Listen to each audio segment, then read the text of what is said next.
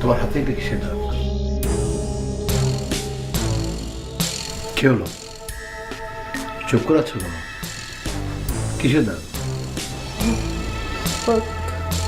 কিছু না। কিছু না নাকি ভালোবাসা?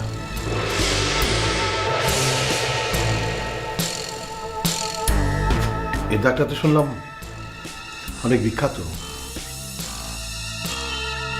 তুমি ভালোবাসার জন্য আত্মহত্যা করতে গিয়েছিলে, পরে বাধ্য হয়ে তোমার মা বাবা যে প্রেমিকের সাথে তোমার বিয়ে দিয়েছিল। প্রেমিকের কি যেন নাম? সজল। am I correct? কি চুপ করে আছো কেন?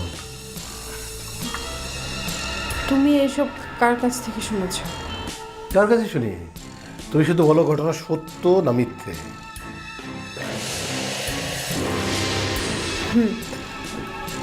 সত্য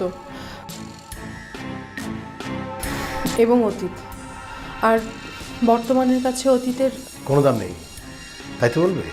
দেখো আমি Stop.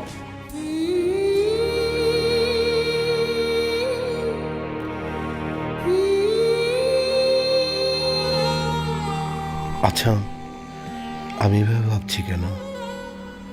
ও যদি নতুন করে জীবন শুরু করে থাকে, আমি তো করেছি।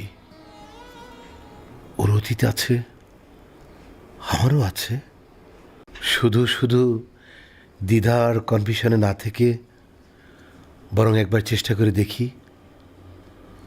সব কিছু তো ঠিক হয়েও যেতে পারে। নিশ্চয়ই সব কিছু ঠিক হয়ে যাবে।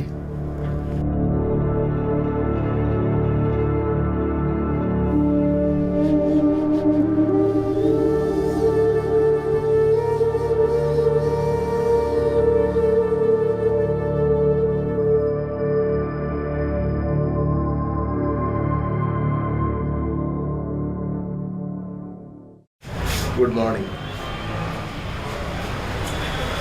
শোনো, কালকের জন্য আমি খুব দুঃখিত। আর হবে না।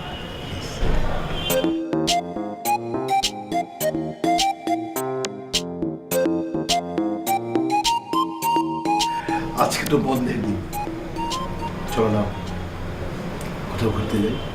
সত্যি? আচ্ছা ঠিক আছে, তাহলে আমি ফ্রেশ হয়ে পলাকে রেডি করে দিচ্ছি। ওকে।